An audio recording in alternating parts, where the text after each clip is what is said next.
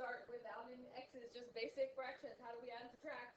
Because if you know how to add and subtract regular fractions, throwing in those rational expressions isn't that much different, except for not breaking up addition and subtraction.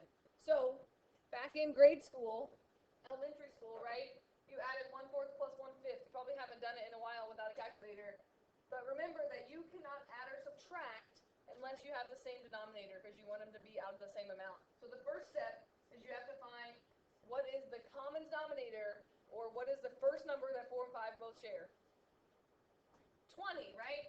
So we could rewrite this as something over 20 over something over 20, because unless they have the same denominator, we can't add or subtract them.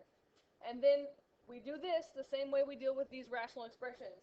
We say, what do I multiply 4 by to make it become 20? And it's 5, right? So I do the same thing to the top, because as long as you do the same to the top and the bottom, you really only multiply by 1. So 1 times 5 is really 5.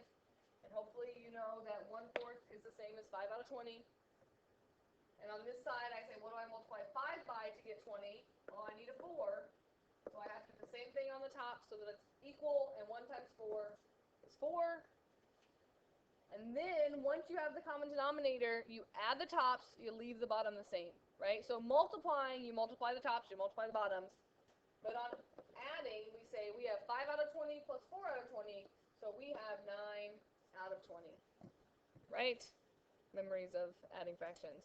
So obviously we're not doing this in this class. We're going to do that with all these x's. So let's start with some first that don't have to be factored, and then we'll add in that maybe we have to factor as well.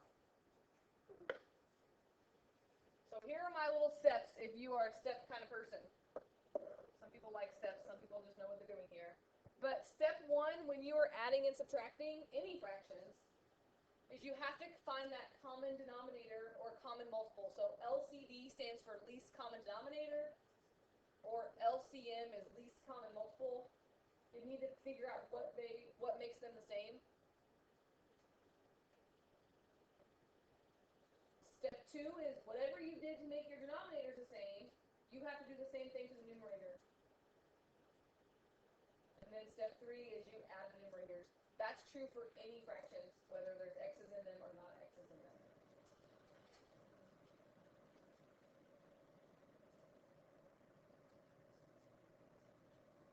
The nice part is that some of your homework tonight, they already have a common denominator. I think you can add any of those because they're pretty simple. But you just get to practice common denominator. What do? You just add the tops. Don't think that it's wrong because it's so easy. And then we'll work on the ones that don't have a common denominator. Right? Okay. This was like chapter 9 in Algebra 2. That's the thing with this. This is a lot of stuff that you did in Algebra 2, but they're pretty much doing it all in one section. Like all of chapter 9 pretty much. Most of chapter 9 that you did in Algebra 2, we're doing in this section here. So, this one, x over 2 plus 5 over 2, the denominator's already the same, so I just get to add the numerators and keep the denominator the same. And what does x plus 5 add up to? Right, not 5x, x plus 5. And it was a tricky one.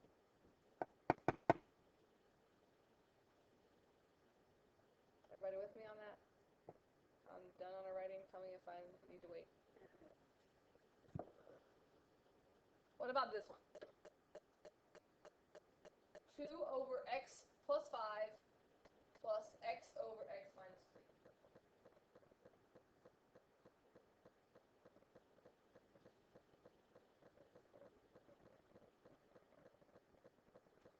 Hopefully, you remember the whole addition and subtraction cannot be separated. So when we're trying to find our common denominators, you still want to think about that. Like this x plus 5 is one thing together. So if it helps you to think about like this x plus 5 cannot be separated, this x minus 3 cannot be separated. The big difference between adding regular fractions and then adding rational expressions is your common denominator is going to be made up of these binomials. We have to say we have 1x plus 5 and 1x minus 3. So my common denominator, I'm going to write it down here, is going to be, I have to take out the x plus 5 because there's one of those, and I have to take the x minus 3 And that together makes my common denominator. And I'm going to actually show it on 2 steps this time, and then I'll show you how if you don't want to write it out every time like this, you don't have to. Everybody with me on that? You can't separate them, addition and subtraction, so you take each one. And now, just like we did before, whatever we did to this, to change it to this, you have to do the same thing to the top. And I usually kind of show my work at the top here, but we could actually show it really well here. X plus 5 changed to this. So do you agree we need an x minus 3? So I'm going to multiply this by x minus 3 because that's what I did to the bottom. So is it okay with you if I go ahead and distribute that, or do you want me to write 2 parentheses x minus 3 here? So I like to show it up here that I multiplied by x minus 3, and I'm going to go ahead and say that that's 2x minus 6. That's making the numerator match what I did to the denominator. What? Maybe. Then over here, I have an x minus 3 already, but I multiplied by x plus 5. So if I multiply the bottom by x plus 5, I have to multiply the top by x plus 5. And again, I'm just going to go and distribute and get x squared plus 5x. Get your common denominator, do to the top whatever you need to do to make it equal what you did to the bottom. And then step 3 is we're going to add our numerators or subtract if we were subtracting. Anyone have a question on where that's coming from?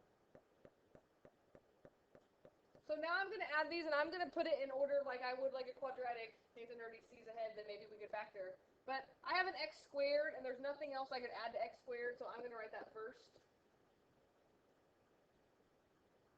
And then I have 2x plus 5x, which is going to be 7x. And then I have a minus 6. Anyone have a question on where the top of that came from? Some of these are going to look like this that maybe you can factor. I would say if it looks like you can factor the top, you should try to factor it.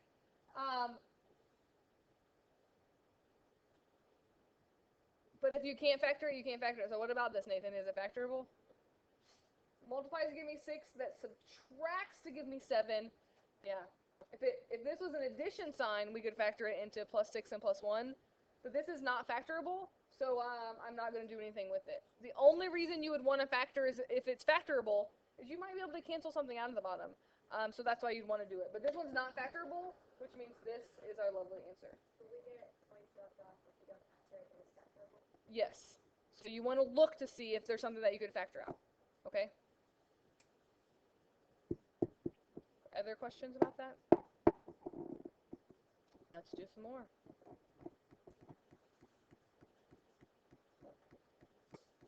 I'm jumping right in here.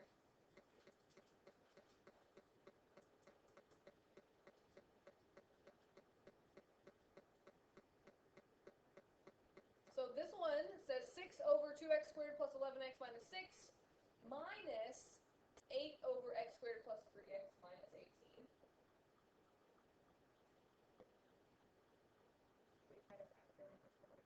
You should definitely try to factor it. I was just going to say, you might say, well, I need to multiply this whole thing on this side and this whole thing on this side. But what you want to do is you want to factor, because sometimes they're going to share the same factor, and it's going to make your life a lot easier. So if you can factor those denominators, step 1 is we want to factor before we start pulling out our common denominator. Because think about the least common denominator, you want to multiply by the least amount possible, not the most. So when I do these problems, I just factor them underneath instead of rewriting them. This one we have to do that factor by grouping. 2 times negative 6 is negative 12. What multiplies to give me negative 12, that subtracts to give me 11.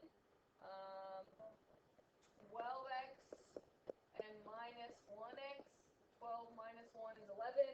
12 times negative 1 is negative 12. Check your math there. Bring down the outside numbers.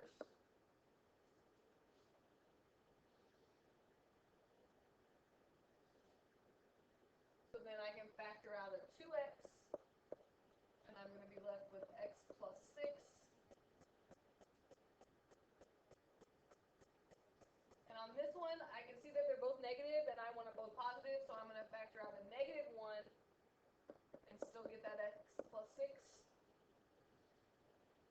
this factors into x plus 6 times 2x minus 1. Again, factoring, still kind of very important to us.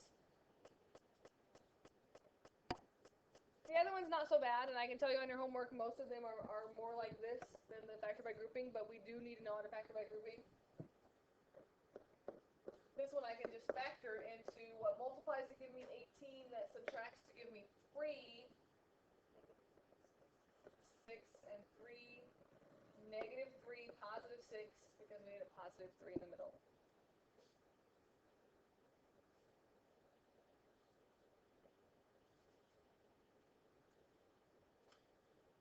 So once we factor this, we want to pull out the common factors. The nice thing is, if the same thing is in both denominators, we don't have to use it twice. The least common denominator means we can take each factor and only have to use that once in there. Does that make sense? So because these both have an x plus 6, I only need one x plus 6, because this one has one x plus 6, this one only has one x plus 6, so my common denominator only needs one x plus 6. So we took the part out that's the same. These, they're both in there each one time also, so we have to take 2x minus 1 and x minus 3 as my common denominator. So factor, take out what's the same, and then everything that's left over you got to take it too. So when I do this, I don't like to rewrite my denominator over and over again, because the goal is to make this one big fraction, right? So when I do this, and I'm going to do it on this one, and then you tell me if it's too confusing, and I'll go back to the other way. But I make my one denominator, and then I go back, and I look over here, go back to this factor denominator. This was my original denominator. This is my new denominator. What am I missing from here that's over here? Taylor? The x minus 3, which means I need to multiply here by x minus 3.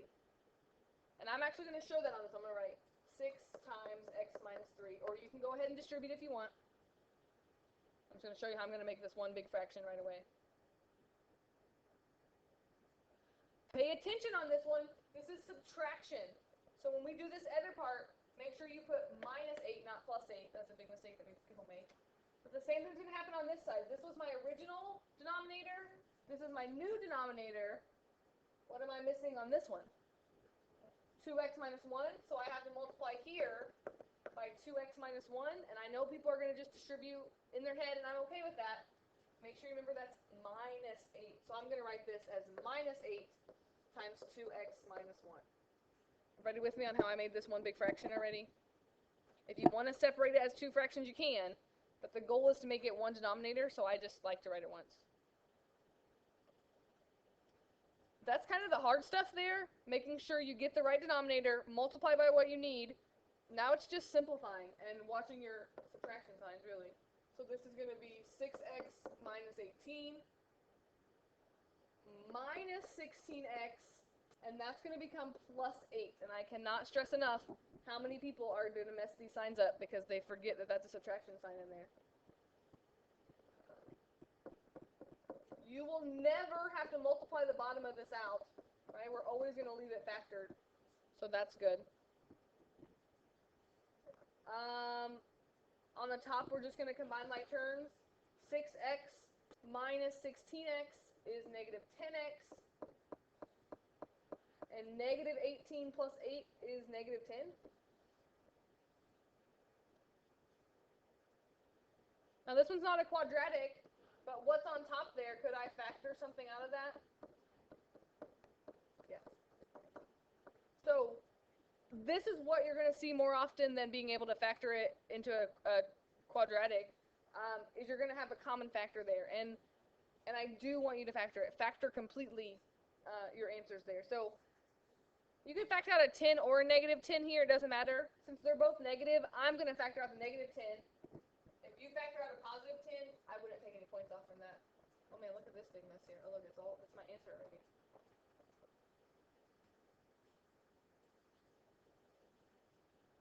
But I'm going to factor out a negative 10, and then that's going to change that to x plus 1, and then I'm going to leave my bottom.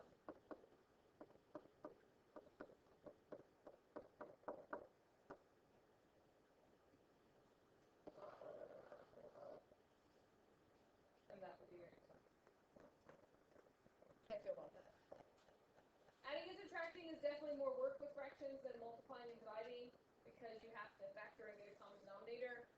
But oftentimes, nothing's going to cancel out. It could, but most of the time, your answer is going to look something like that. Not so great. Let's see if I have another one. Oh yeah, one more. All right, this is the last one, I think. So I want you to start this one. I've kind of been leading the way here. Factor the bottom here. See if you can figure out what your common denominator would be, and I'm just going to give you a few minutes to work, and I'm going to kind of walk around and see how you're doing before I give you homework today.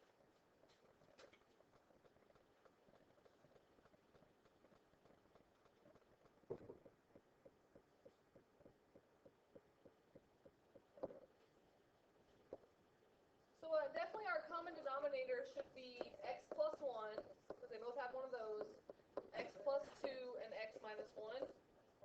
Right, so that's the first thing that I'm looking for when I grade these. Did you get the right common denominator? And then it's all about multiplying right. This one's missing the x minus 1, so you got to multiply by x minus 1. So you get x squared minus x. This one's missing the x plus 2.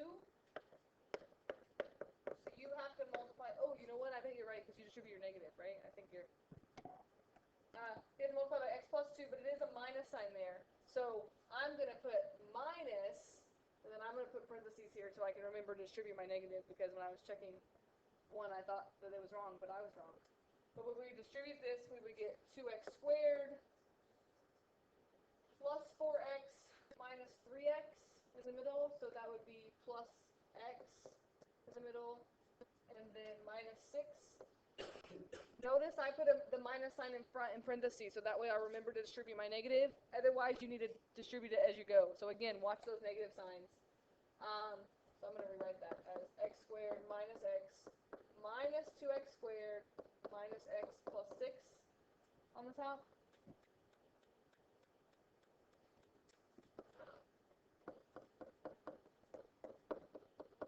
Again, I cannot stress enough how much you need to show me some work. And show me work that I can follow, because it's very easy to make a little mistake, and I need to be able to see where you made your mistake. Tell me if you think I'm wrong up here. I think you get plus 4x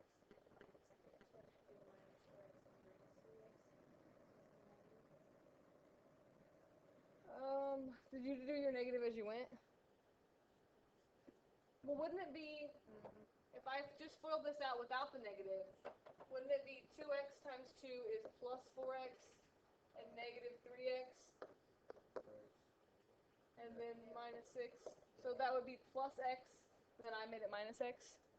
Do you agree with me on that? Yeah. And so I think you distributed your negative to make it negative 4x, but then this was negative 3x already, so negative of a negative should have made it a positive. Okay. Other questions on where I'm getting this from? Again, I don't care how you do it if you distribute as you go, but it's very easy to mix up your negative. So that's why I like to put the minus sign in parentheses and distribute at the end. I think here x squared minus 2x squared is going to be minus x squared minus 2x plus 6. If I take a negative out of that, will it be factorable? No, it won't, will it? So if you, yeah, so I'm just going to leave it. It's fine. Kind of the same thing on the other one. I can't really force you to take out a negative or not take out a negative, so it's whichever way you like to write it. I just wanted to make sure it wasn't factorable if I did it. Again, decent amount of steps there. Definitely a lot of multiplying, lots of room for small arithmetic errors. So you want to make sure that you show me some nice work there. I didn't put them together like you did in the second So, step. So then I end up factoring both of those because they're both factorable. if you factor them, you get back to this, right? Like you have this on one and this on the other. I had my ending thing was 2x minus 3 over x plus 1. Because when I add them and put them all together, they 2 from both bottom to bottom, bottom to top.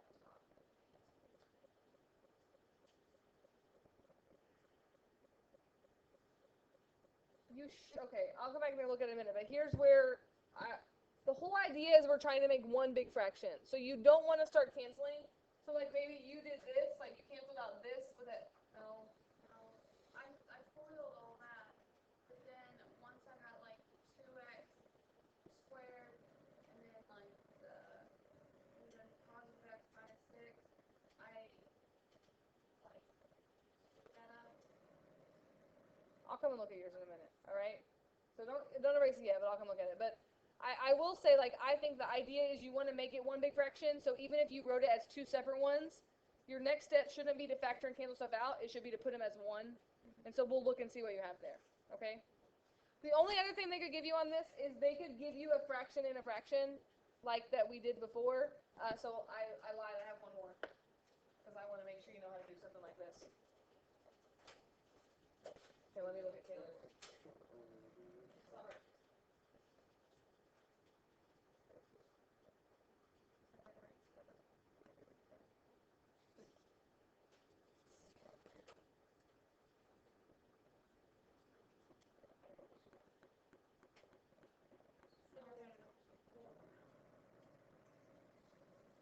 So if you pull this out, like if you pull show this, right, and then you cancel them out, you don't have common denominator. So you don't want to factor until you get one whole fraction. Oh, Okay, so that's you just want to make sure you remember your end goal is to get one. Okay.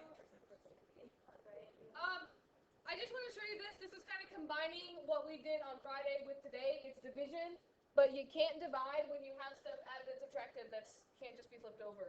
So what you want to do on this is you want to get a common denominator up here. You want to get a common denominator on the bottom. And then the extra step is you're going to change, like, do that division. And so I picked one that's not so bad, and the one I assigned you on your homework isn't so bad either. Right now, that's just 1 over 1. Do you agree with that? So my common denominator is just going to be x. So I'm going to leave this big thing here, and I'm going to make this as x plus x. You wanted to make it two separate fractions. So do you agree 1 over x isn't going to change? What's 1 going to become? X over x, right? Because I had to multiply by x on the bottom, so I multiply by x on the top. And I could even still work with the top, forget about the bottom for a minute. This would be x plus 1 all over x. So if you see addition and subtraction inside a complex fraction like this, you need to make that one fraction before you start multiplying by the reciprocal. We can do the same thing on the bottom. You probably don't even have to do work if you just see all it's changing is a minus sign. But I'll show my work again. My common denominator would be x. This one's not going to change. With this one, I have to multiply by x. So I get x minus 1 over x. Now, this is what I assigned you on Friday. If you have a fraction divided by a fraction, you can change that to multiplying by the reciprocal. So this would be the same as x plus 1 divided by x times the reciprocal. So x goes on top, x minus 1 goes on bottom. And now I'm multiplying. So can I cross out this x with this x? Can I cross out this x with this x? Can I cross out this one with this one? So my answer is x plus 1 over x minus 1. All right, so that's kind of putting it all together there. This is the end of R7. Tomorrow we'll start on R8, and then towards the end of the week we'll review both of these sections together. So this is R7 day 2. It's not that many problems. Kind of jumped around here, but 48, 51, and 62. And then 63 through 69 multiples of 3. That's only 3 problems. 63, 66, and 69. Would you rather just write those out? And then 74, 75, and 76. So I think that's 9 homework problems. We'll do just like we've been doing. Tomorrow we'll go over questions, we'll take a homework quiz, and then we'll move on. So make sure you're staying caught up